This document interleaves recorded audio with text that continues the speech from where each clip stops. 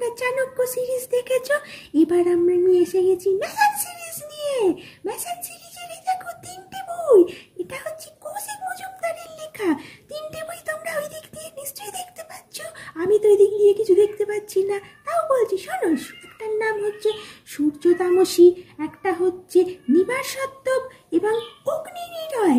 এই 3টি বই হচ্ছে ডিটেকটিভ উপন্যাস, বুঝেছো? ডিটেকটিভ থ্রিলার সব পাবে এর মধ্যে, কিন্তু একটা করে বই কিনে পড়তে চাইলে কিচ্ছু বুঝতে পারবে না।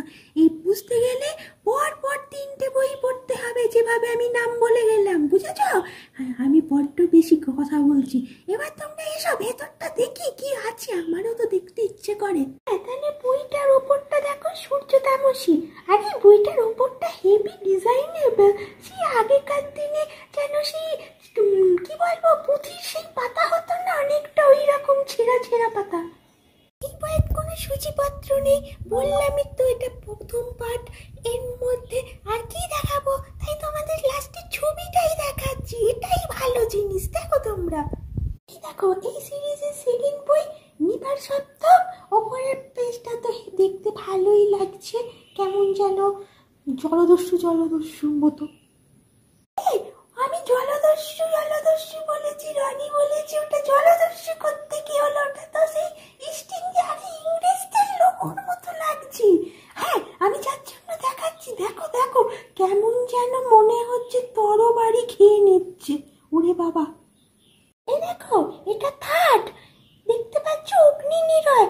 আরে সূর্য ঘড়িটা এরকম ড্যাপ ড্যাপ করে তাকিয়ে আছে, জানো না? রনি বলে এটা ড্যাপ ড্যাপ করে তাকিয়ে নেই, এটা কি ইলুমিনাটি মানে কি? আমি বাবা এত জানি না, আমি বাবা বলবো সূর্য ঘড়িটা ড্যাপ করে তাকিয়ে আছে। এই তোমরা কেউ লন্ডন যাবে? তাও 1885 সালের লন্ডন। এ দেখো আমি তোমাদের ম্যাপ পাঠিয়ে দিয়েছি, এই দেখে চলে যাবে, আর গিয়ে দেখবে খুঁজে খুঁজে এই শহরগুলো আছে কিনা, তারপর আমায় বলবে। আরে এই দুটো আবার কি? ও বুকমার্ক। তাহলে বইগুলো দেখলে তোমরা, পেজের কোয়ালিটি মোটামুটি ভালোই, তার মধ্যে কত ছবি আছে, কত ম্যাপ পয়েন্টিং আছে। আমি ওই পয়েন্ট ধরে ধরে ঘুরতে যাব। আচ্ছা সরি। তা গল্পগুলো কেমন আমি তো জানি না, আমি তো পড়িনি, মানে আমি পড়িও না, আমার মাম্মি আর রনি পড়ে আমায় বলবে, আমি তখন জানতে পারবো ডিটেকটিভ গল্প কেমন গল্পগুলো।